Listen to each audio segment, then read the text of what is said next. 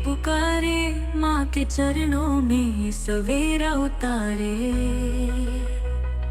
दुनिया के हर दुख को भुलाने माता दुलारी खुशी से निहारे।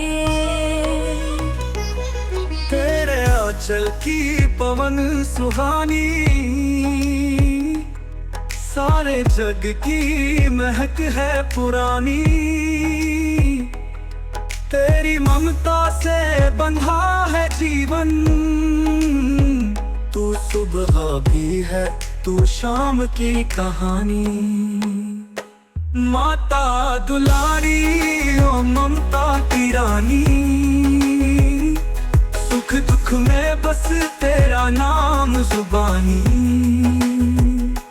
तेरे चरणों की धूल से छेड़े एक नया राग, एक मीठी कहानी।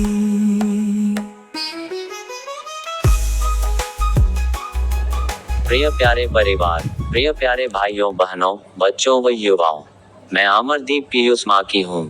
आज मई का 11वां दिन है, वर्ष का पास्का के चतुर्थ रविवार। आज सभी को माता दिवस की हार्दिक शुभकामनाएं। हम जल्द ही इस लाइव पेज को बंद कर देंगे। आज की प्रमुख घटनाएं इस प्रकार थी। सफेद धुएं के गुबार के साथ वेटिकन ने कैथोलिक चर्च के नए नेता, अमेरिकी पेरुवासी नागरिक कार्डिनल रॉबर्ट प्रीवोस्ट की घोषणा की।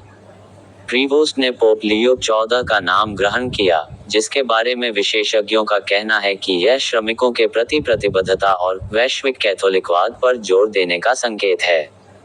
सेंट पीटर्स बेसिलिका से अपने पहले संबोधन में पोप लियो ने निरस्त्र शांति और निरस्त्रीकरण शांति का आह्वान किया, साथ ही संकेत दिया कि वे प्रवासन और जलवायु परिवर्तन जैसे मुद्दों पर पोप फ्रांसिस के प्रगतिशील दृष्टिकोण को जारी रखेंगे।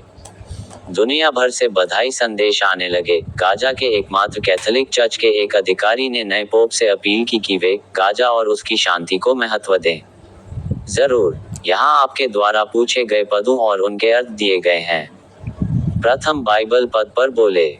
संत योहन का सुसमाचार अध्याय 10 पद संख्या 27 से 30 में बोले, मेरी भीड़ें मेरा शब्द सुनती हैं, और मैं उन्हें जानता हूँ, और वे मेरे पीछे पीछे चलती हैं। और मैं उन्हें अनंत जीवन देता हूँ, और वे कभी नाश नहीं होंगी, और कोई उन्हें मेरे हाथ से छीन न लेगा।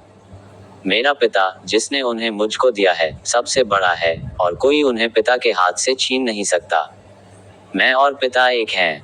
अर्थ, इन आयतों में यीशु अपने और अपने अनुयायियों के बीच घनिष्ठ संबंध का वर्णन करते हैं। उनकी भीड़ें उनकी आवाज पहचानती हैं और उनका अनुसरण करती हैं। यीशु उन्हें अनंत जीवन का वादा करते हैं और दृढ़ता से कहते हैं कि कोई भी उन्हें उनके हाथ से छीन नहीं सकता। इसके बाद वह अपने पिता के साथ अपनी एकता पर जोर देते हैं, ये घोषित करते हुए कि पिता और वे एक हैं, जो उनके अनुयायियों की सुरक्षा की परम गारंटी प्रदान करता है। द्वितीय बाइबल पद पर बोले। द्वितीय कुरिन्थियों अध्याय 3 पद संख्या 18 में बोले, परंतु जब हम सब के उघाड़े चेहरे से प्रभु का प्रताप इस प्रकार प्रकट होता है, जिस प्रकार दर्पण में, तो प्रभु के द्वारा जो आत्मा है, हम उसी तेजस्वी रूप में अंश अंश करके बदलते जाते हैं। अर्थ, ये पद विश्वासियों के परिवर्तनकारी अनुभव का वर्णन करता है।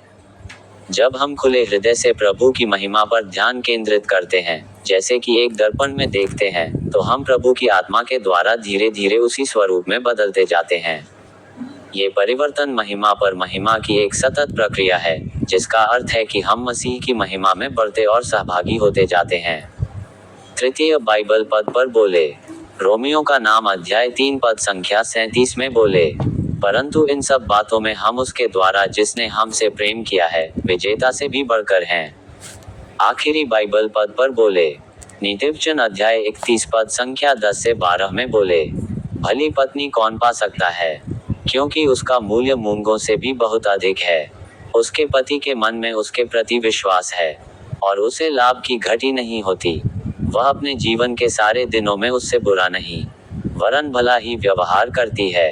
अर्थ, यह अंश नीतिवचन 31 में वर्णित एक आदर्श पत्नी के गुणों का हिस्सा है।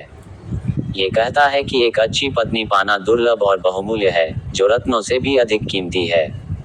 उसके पति का हृदय उस पर पूर्ण भरोसा रखता है, और उसे किसी प्रकार के लाभ या सहायता की कमी नहीं होती।